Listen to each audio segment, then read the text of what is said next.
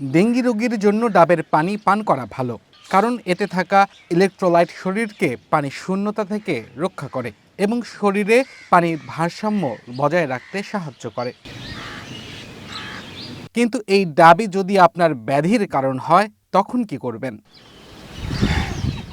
ডেঙ্গির hotspot হিসেবে চিহ্নিত জেলা বরগুনা সদর হাসপাতাল এলাকার চিত্র এটি। যত্রতত্র ফেলে রাখা ডাবের খোসায় জন্ম নিচ্ছে কীটপতঙ্গ, মশার অবাধ বিচরণ। এই মশাই উড়ে গিয়ে কামড়াচ্ছে মানুষকে, ফলে যে হাসপাতালে সেবা নিতে আসছেন রোগীরা, তাদের সাথে আসা স্বজনরাও পড়ছেন একই ঝুঁকিতে। ডেঙ্গু নিয়ন্ত্রণে বরগুনার A to Z সবাই ব্যর্থ। আপনি দেখেন যে হাসপাতালের ভিতরে এই অবস্থা, যে ডাবের পানির খোসা জমে আছে, এখানে পানি আছে, মশা হচ্ছে, এটা পরিষ্কার হচ্ছে না।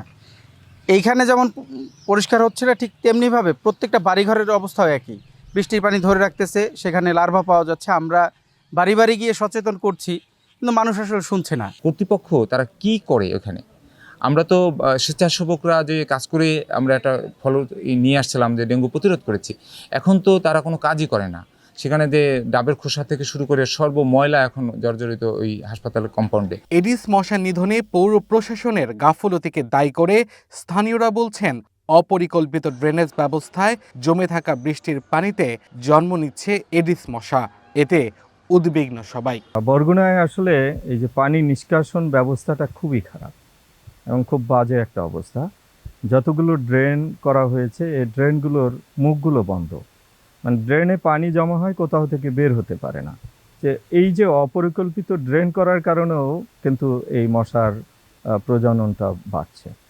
এটা যদি ড্রেনেজ ব্যবস্থাটা ভালো করা যেত, জলাবদ্ধতা না হতো, তাহলে কিন্তু আমাদের বরগুনায় ডেঙ্গু এত বেশি হতো না। মশা নিধনের যে ঔষধ, আমি আমার চোখে পড়ে নাই। আমি তো বরগুনার পৌরসভার ভিতর সবসময় থাকি, ঠিক আছে। আমি যেহেতু এই জায়গায় ভাড়া থাকি, কিন্তু আমি তো থাকি এই জায়গায়, বর্তমান ঠিকানা তো আমার এই জায়গায়, কিন্তু এই পৌর কর্তৃপক্ষের আমি দেখিনি। প্রতিদিন গড়ে 30 থেকে 40 জন ভর্তি হচ্ছেন জেলার বিভিন্ন হাসপাতালে। শয্যা না পেয়ে মেঝেতেও চিকিৎসা নিচ্ছেন অনেকে। রাত্রে 12টা হইতো না, 7টা সকাল থেকে মনে হয় 15-20 বার বমি দিছি। তারপর বাড়ির থেকে হাসপাতালে সে সময় গাড়িতে 3 বার বমি দিছি, হাসপাতালেই আবার 1 বার দিছি। শরীরের অবস্থা মোটামুটি আগে সেই একটু সুস্থের দিক গিয়েছি, এই পুরো সুস্থ না আর কি। এতে সুযোগ সুবিধা মাত্র স্যালাইন দিতেছে 3 দিনের মধ্যে, আর তো কিছুই না। ডেঙ্গুর পর 2 দিন এই শুক্রবার ভর্তি হয়েছি রাত 9টার সময়, বুঝছেন। 2 দিন পুরো রইতেও পারিনি। 2টা স্যালাইন কিনছি বাইরে দিয়া।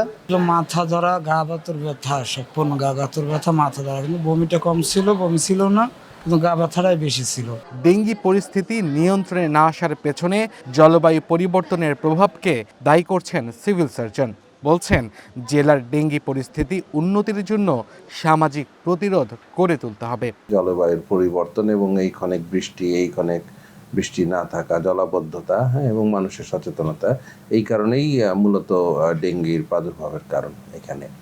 আর IDCR এর গবেষণালব্ধ ফলাফল যেটা বলেছে, যে প্রত্যেকটা ঘরে যেই ধরে রাখা পানি গৃহস্থালী কাজে ব্যবহার করবার জন্য কিংবা মানুষের দৈনন্দিন ব্যবহার্যের পানি, সেই পানিতে লার্ভা পাওয়া যাওয়াতে এখানকার পরিস্থিতিটা এতটা খারাপ। এবছর বরগুনায় ডেঙ্গি আক্রান্তর সংখ্যা ছাড়িয়েছে 7,000।